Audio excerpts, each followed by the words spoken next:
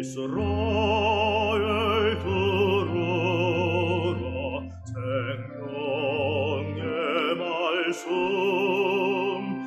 야훼님은 우리의 주님이시다.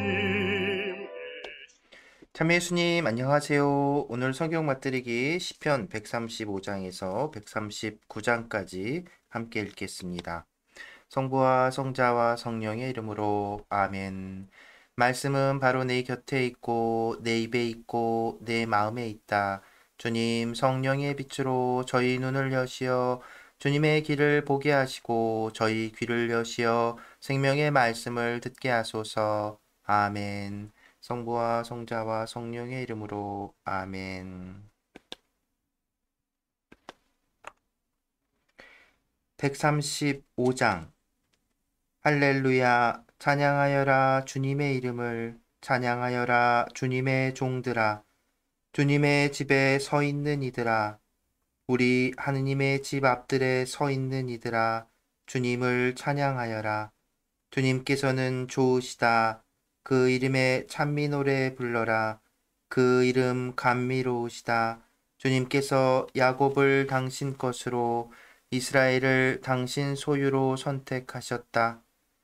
정녕 나는 아네 주님께서 위대하심을 우리 주님께서 모든 신들보다 뛰어나심을 주님께서는 마음에 드시는 것은 무엇이나 하늘에서도 땅에서도 바다에서도 해심에서도 이루신다.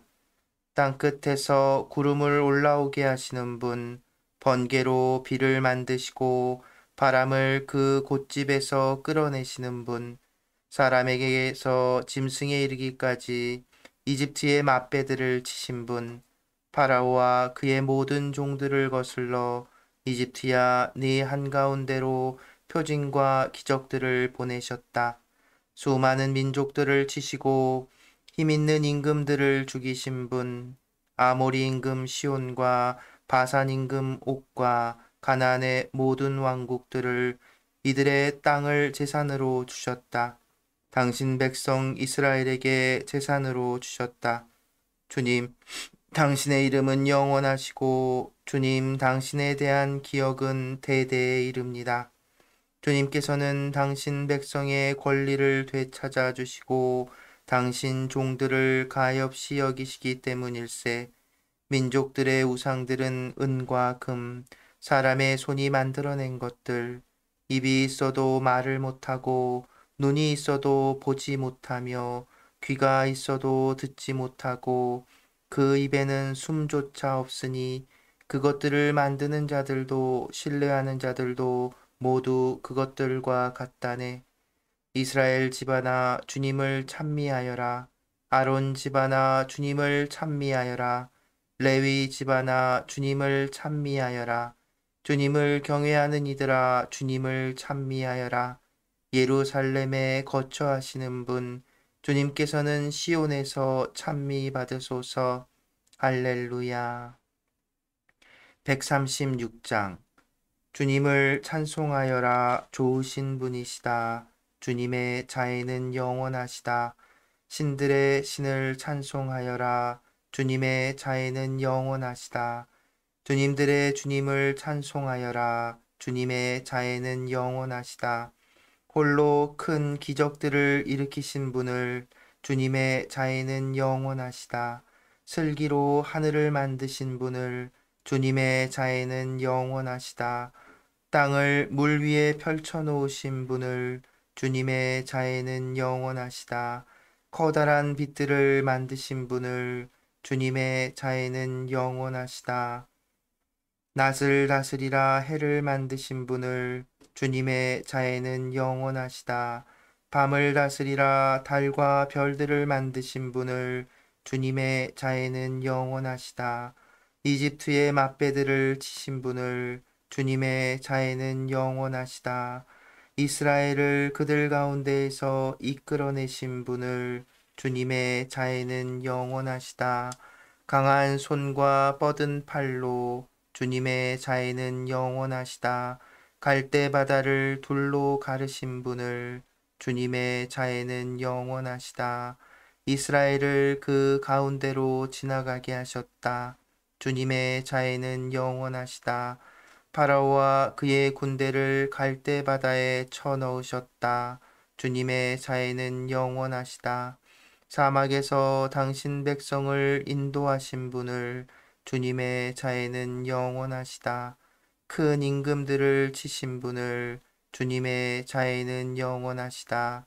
뛰어난 임금들을 죽이셨다. 주님의 자애는 영원하시다. 아모리 임금 시온을 주님의 자애는 영원하시다. 바산 임금 옥을 죽이셨다. 주님의 자애는 영원하시다. 이들의 땅을 상속재산으로 주셨다. 주님의 자애는 영원하시다. 당신 종 이스라엘에게 상속재산으로 주셨다. 주님의 자애는 영원하시다. 우리가 비천할 때 우리를 기억하셨다. 주님의 자애는 영원하시다.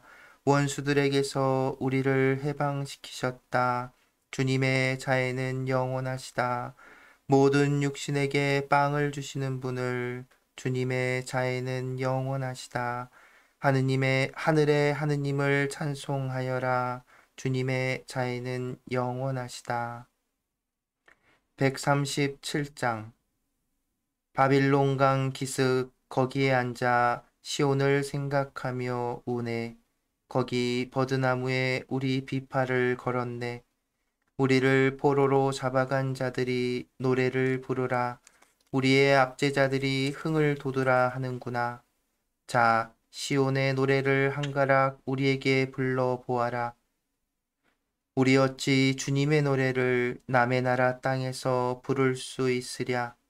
예루살렘아, 내가 만일 너를 잊는다면 내 오른손이 말라버리리라. 내가 만일 너를 생각 않는다면 내가 만일 예루살렘을 내 가장 큰 기쁨 위에 두지 않는다면 내 혀가 입천장에 붙어버리리라. 주님, 에돔의 자손들을 거슬러 예루살렘의 그날을 생각하소서. 저들은 말하였습니다. 허물어라, 허물어라, 그 밑바닥까지. 바빌론아, 너 파괴자야. 행복하여라. 네가 우리에게 행한 대로 너에게 되갚느니. 행복하여라. 네 어린 것들을 붙잡아 바위에다 메어 치느니. 138장 다윗 제 마음 다하여 당신을 찬송합니다. 신들 앞에서 당신께 찬미 노래 부릅니다. 당신의 거룩한 궁전을 향해 엎드려 당신의 이름을 찬송합니다. 당신의 자애와 당신의 진실 때문이며 당신의 이름과 말씀을 만물 위에 높이셨기 때문입니다. 제가 부르짖던 날 제게 응답하시고 저를 당당하게 만드시어 제 영혼에 힘이 솟았습니다. 주님, 당신 입에서 나온 말씀을 들을 때 세상 임금들이 모두 당신을 찬송하게 하소서. 주님의 영광이 크시니 주님의 길을 노래하게 하소서. 주님께서는 높으셔도 비천한 이를 굽어보시고 교만한 자를 멀리서도 알아보신다. 제가 비록 곤경 속을 걷는다 해도 당신께서는 제 원수들의 분노를 거슬러 저를 살리십니다. 당신 손을 뻗치시어 당신 오른손으로 저를 구하십니다. 주님께서는 나를 위하여 이루시리라. 주님, 당신의 자애는 영원하십니다. 당신 손이 빚으신 것들을 저버리지 마소서. 139장 지휘자에게 다윗 시편 주님, 당신께서는 저를 살펴보시어 아십니다. 제가 앉거나 서거나 당신께서는 아시고 제 생각을 멀리서도 알아채십니다.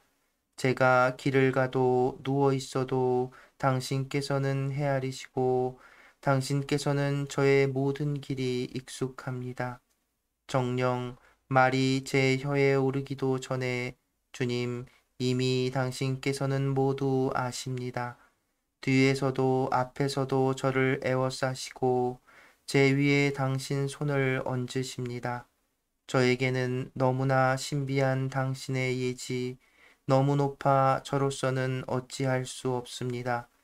당신 얼을 피해 어디로 가겠습니까?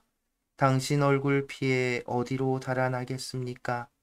제가 하늘로 올라가도 거기에 당신 계시고 저승에 잠자리를 펴도 거기에 또한 계십니다.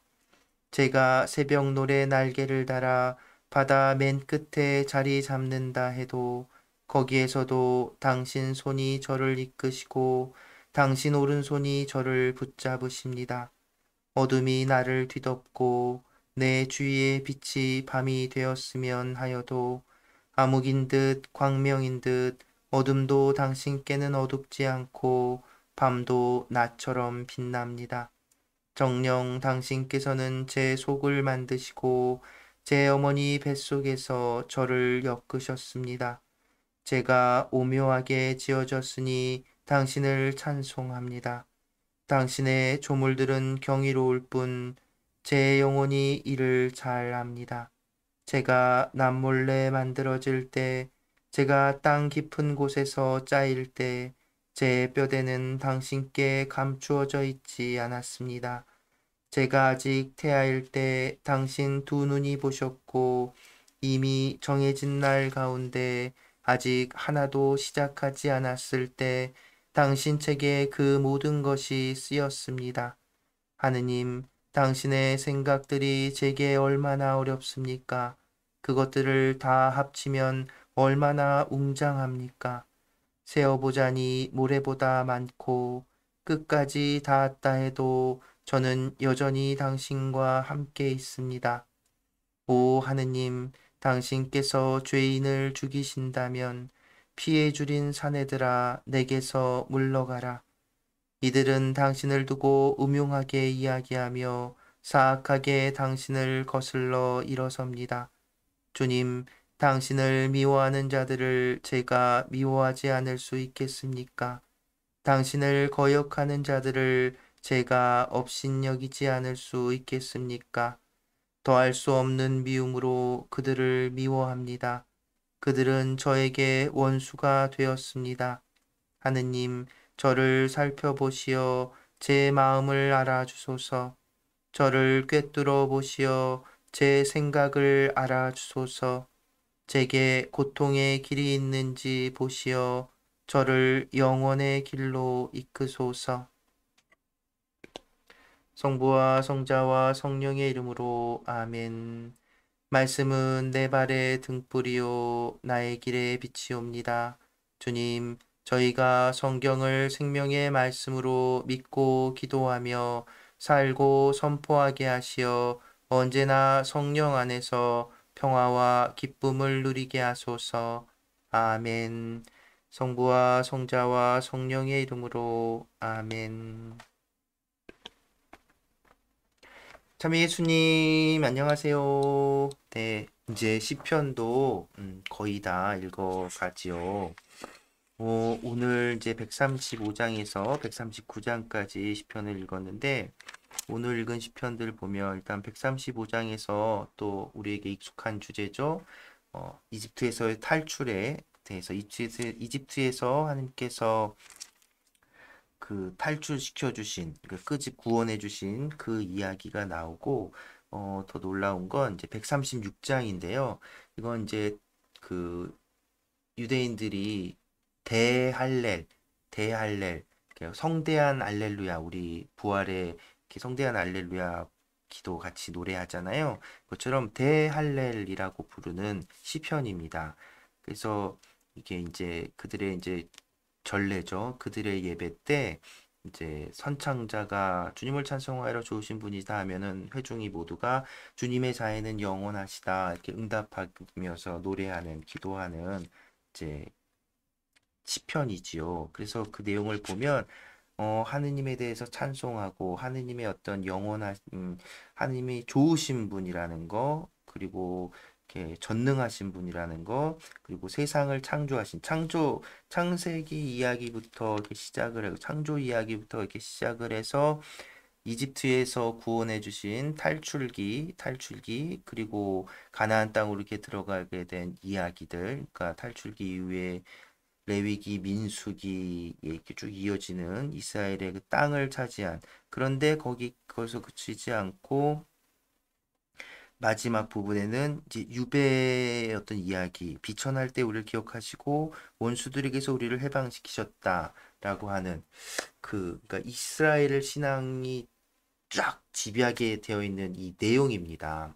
여러분들 구약 성경 그 탈출기부터 아니죠 창세기부터 해서 쭉 이어지는 이 예언서들까지, 이 예언서들까지 이 실제 현재 우리가 만나게 되는 이런 이 형태, 이런 구조, 이 이게 형성이 된 것은 바빌론 이제 유배 이후에 형성이 된 겁니다.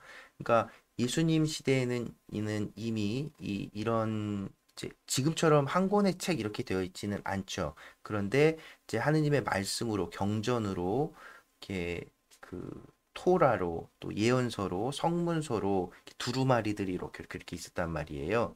그렇게 이렇게 그 전해지고 이건 정말 하나님의 말씀이야라고 이렇게 형성된 그 구조가 있단 말입니다. 그거는 이제 유배를 경험한 다음. 그러니까 지금 오늘 136장의 이 내용은 구약 성경 전체를 이렇게 쫙 꿰뚫는 내용이라고 할 수 있습니다. 그리고 이런 하느님에 대한 이런 그 하느님상 하느님관 신학 이런 걸 갖게 된 거는 바로 뭐 물론 딱 한 가지라고 말할 수는 없겠죠. 처음에는 이제 이집트에서 해방돼서 종살이에서 해방돼서 광야 생활을 겪고 결국 가나안 땅에 정착해서 막강한 왕조까지 건설했던 그 이스라엘 유대 민족이 예, 그 안에서 멸망을 겪으면서 이제 사실은 반성을 한 겁니다. 반성.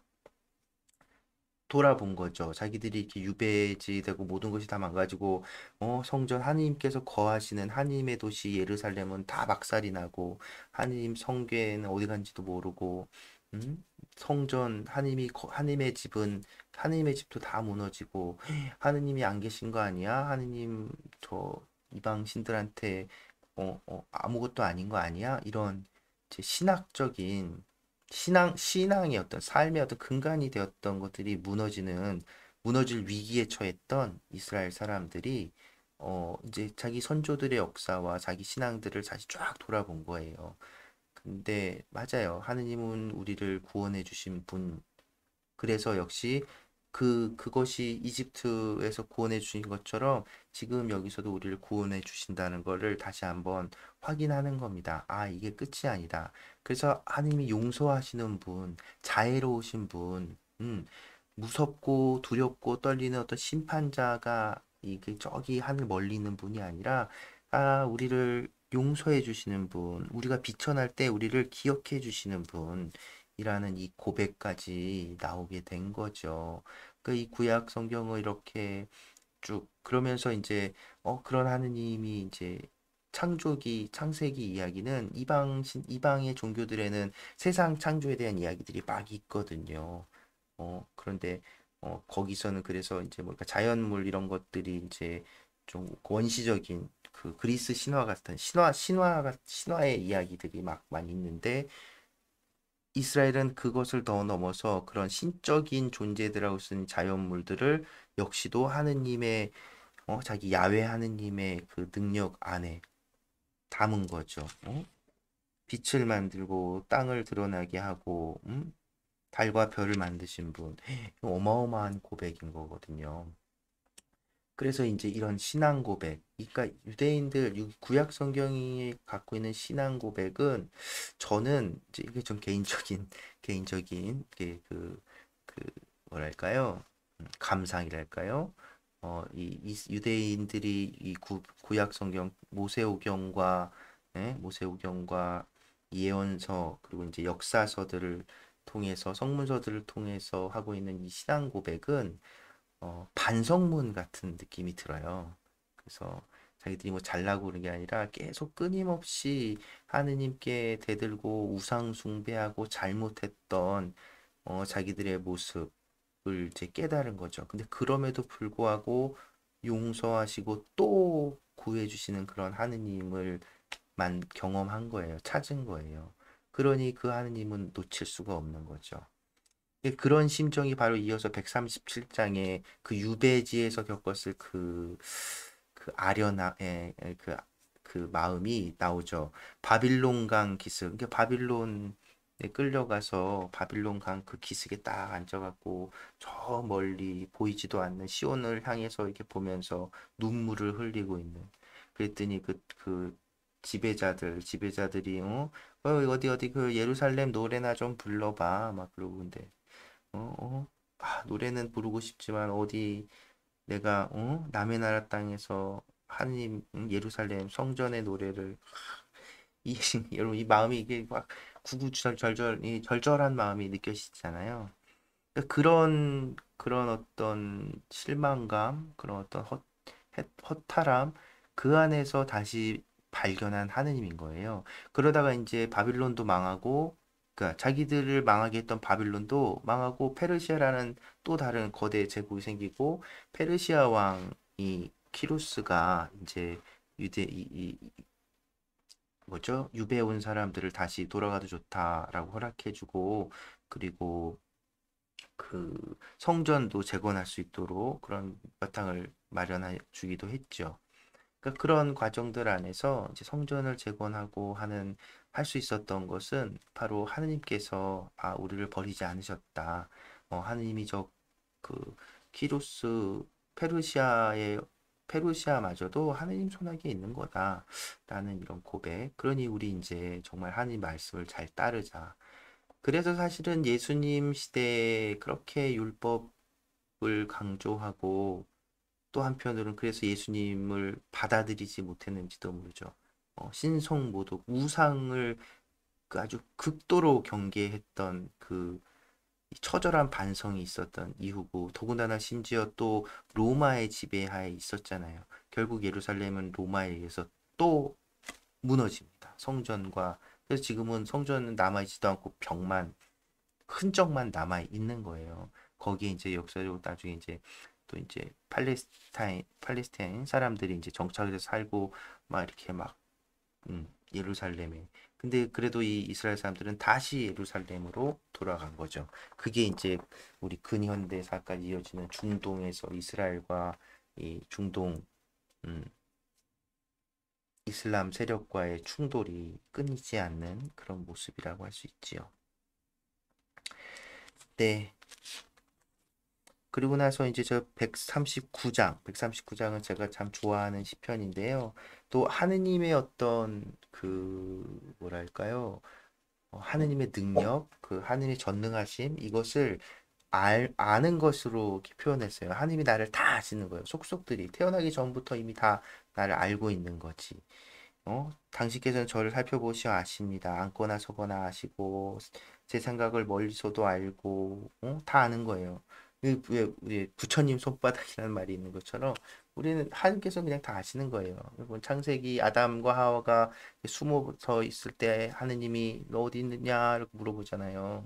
근데 뭐 몰라서 이렇게 물어봤을까요? 아니잖아요. 그 우리 속도 다 안다는 거 우리는 알죠. 우리도 알죠. 그렇게 고백하는 것. 근데 여러분 생각해 보면 하나님께서 이렇게 우리를 다 아신다는 건 그러니까 당신이 우리에게 약속하신 것처럼 언제나 우리와 함께 하신다는 거예요. 우리와 함께 하시는 하느님의 다른 표현인 거죠. 그러니까 이 상황이 하느님께서 나를 다 아시고 우리와 함께 하신다는 것이 내가 그분께 죄를 짓고 그분 길에서 벗어나서 정말 소위 구약의 표현대로 악인의 길에 있을 때 그것이 나에게 얼마나 큰 그 두려움이 되겠어요. 그러면 하나님은 두려운 존재가 되는 거죠. 내가 한 짓 다 알고, 그럼에도 불구하고 옆에 항상 이렇게 나 이렇게 딱 지켜보고 계시는, 그쵸? 근데 여러분 거꾸로 우리가 하느님의 뜻을 따르고 하느님의 길을 잘 걷고 있는다면, 그렇다면 하느님께서 이렇게 나를 다 아시고 하느님이 우리 곁에 항상 함께 있다는 것이 얼마나 큰 힘이 되고 위로가 됩니까? 정녕 지금은 저 악인들이 나를 공경에 처하게 하고 애처롭게 한다고 하더라도 하나님께서 다 아시고 함께 하시는데 그런 것들이 다 뭐가 두려움, 그 어려움, 고통 이런 게 뭐가 다 문제라는 거냐는 거죠. 여러분도 기억해 보시면 시편 22장 기억하십니까? 볼까요? 오늘은 제가 좀 말이 많은데 시편 거의 끝나가니까 시편 22장 오늘은 시편에 좀 얘기할 게 좀 막 많이 있어가지고 시편 22장 생각하세요. 신박 보시면 시편 22장 시작이 이렇게 돼요. 저희 하느님 어찌하여 저를 버리셨습니까? 들어보셨죠? 예수님께서 십자가 위에서 외치셨던 그 말씀 엘리 엘리 레마 사박타니 그거잖아요. 이렇게 보면은 그 예수님의 그 말, 예수님이 꼭 하느님께 그 뭐랄까 실망해서 막 던지는 말 같잖아요. 그런데 그거 이제 예수님이 이 시편 22장을 전 인용을 한 거죠. 근데 그 첫 구절만 딱 던지신 거죠. 근데 시편 22장의 전체 내용은 뭐냐면 지금은 저 악인들이 저 나쁜 놈들이 나를 이렇게 못 살게 하고 나를 공경에 처하게 하고 나를 이렇게 하고 나 모든 것이 힘들어하지만 결국은 하느님께서 그 악인들을 쳐내고 나를 이렇게 들어높이시리라라는 희망을 노래한 거란 말이죠. 그 공경 중에서 그 십자가 죽음 앞에서 예수님은 하느님께서 나를 버리셨구나라고 탄식한 게 아니라 그 희망을 노래한 거라는 겁니다. 그런데 이 시편 22장을 모르면 아이고 예수님도 죽음 앞에서는 그렇게 인간적으로 약한 모습을 보셨네 이렇게 할 수 있다는 거죠. 그런데 아니에요.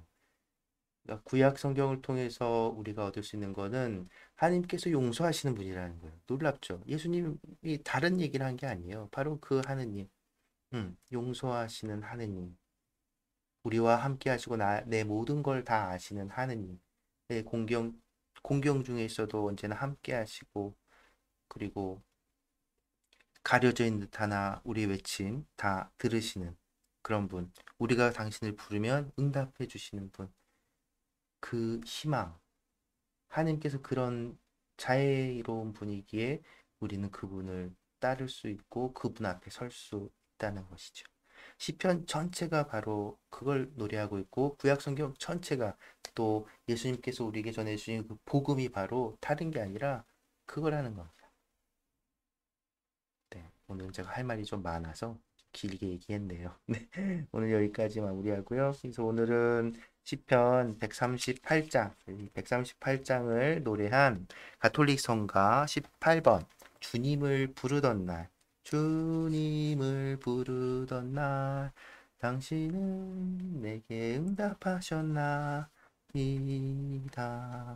이 성가 다 아시죠? 그 성가 들으며 오늘 마무리하도록 하겠습니다.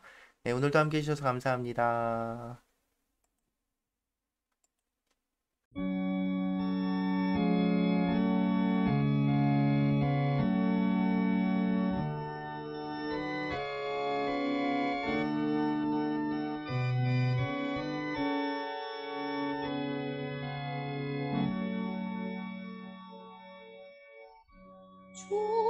주님을 부르던 날 당신은 내게 응답하셨나이다.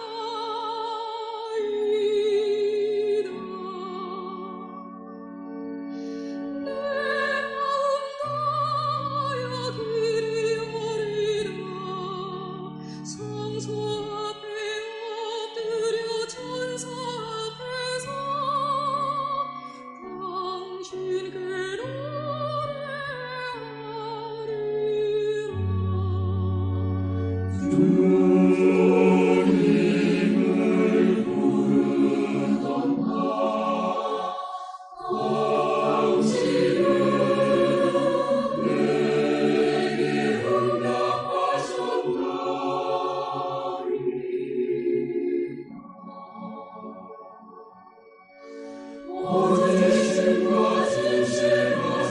우러러오며 당신은 찬양